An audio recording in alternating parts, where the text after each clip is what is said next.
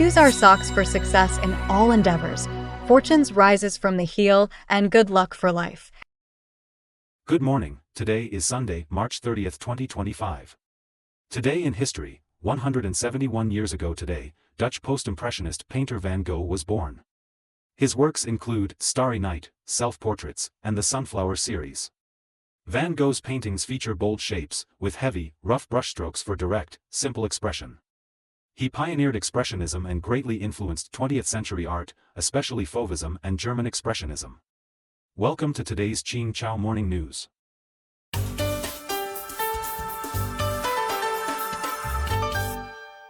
Indonesian students protest military law reform, clashes erupt.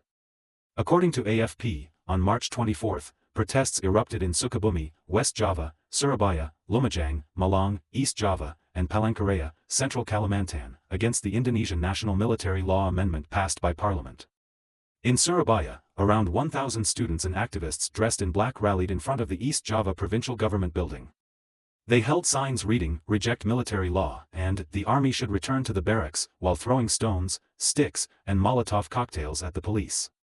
The controversial amendment had raised concerns that the military would expand its power, dominate politics, and lead the country back to dictatorship, as it was before 1998. Israel opposition leader calls for general strike. According to Reuters, the Israeli cabinet recently unanimously agreed to remove Barr, the director of the National Security Agency, but the Supreme Court froze the decision. Israeli Attorney General Miala warned Prime Minister Netanyahu not to appoint a new director during the court's freeze. Opposition leaders urged large-scale strikes if Netanyahu ignored the court's opinion. Netanyahu and Barr have long distrusted each other, and Barr was criticized for his response to Hamas attack in October 2023. Netanyahu stated on social media that Barr would not continue as the director of the National Security Agency.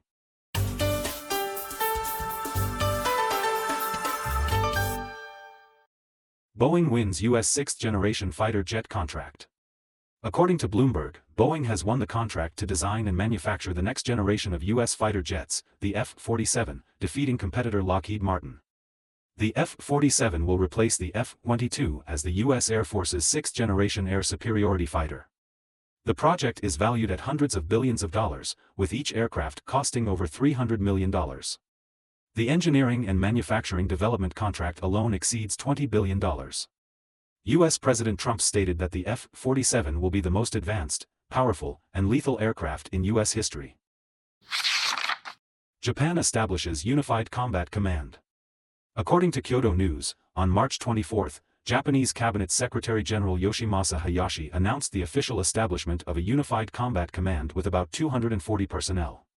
He stated that this move would enable the ground, maritime, and air self-defense forces to unify daily operations and maintain a flexible defense posture in response to various developments. The goal is to strengthen coordination and cooperation among Japan's self-defense forces to prepare for potential conflicts. In recent years, Japan has significantly increased defense spending and reorganized its military under U.S. guidance. However, reports suggest that the Trump administration is considering halting the expansion of U.S. troops in Japan to reduce government spending.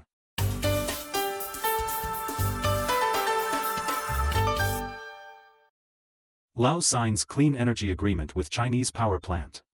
According to Xinhua News Agency, Sichuan Huaxi Energy Industry Company of China recently submitted documents to the Shenzhen Stock Exchange, revealing that it has partnered with a Singaporean construction company to sign an agreement with the Laos Sekong thermal power plant. The agreement involves designing, supplying, and building a 1,800-megawatt clean energy power generation project in southern Laos. The project's preliminary design will be completed by the end of this year, with full completion expected by early 2030. Laos, known as the Southeast Asian Battery, is the largest electricity exporter in ASEAN. About 80% of its electricity is generated from hydropower, and the country is also expanding solar and wind power generation. Huaxi Energy began cooperating with Laos as early as 2022.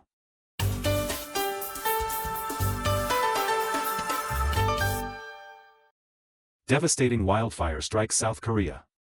According to Yonhap News Agency, more than a dozen wildfires have recently occurred in South Korea's Lingnan region, affecting an area of 12,565 hectares, about one-fifth the size of Seoul.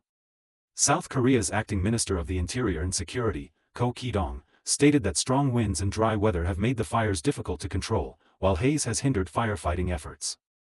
Local media reports indicate that the fires may have been accidentally caused by someone visiting graves in the mountains.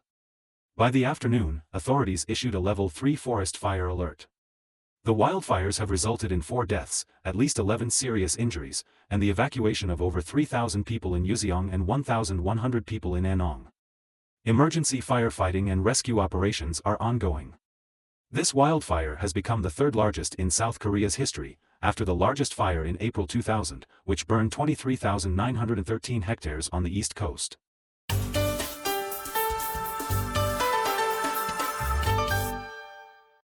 Hanoi awards city-level heritage certificates to 17 historical sites. According to VNA, 17 historical and cultural sites and tourist attractions in Hanoi have recently received city-level site certificates. These include Yen Dien Communal House Historical and Cultural Relic, Yen So Ward, Hong Mai District, and Jia Thuong Communal House Historical and Cultural Relic, Rung Temple Historical and Cultural Relic, Nok Tui Ward, Long Bien District.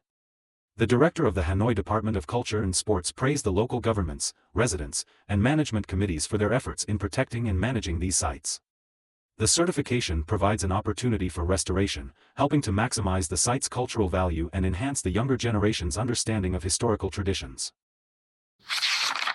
According to Xinhua Finance, the domestic soybean meal spot price has recently dropped sharply by nearly 300 yuan per ton, marking an 8% decrease.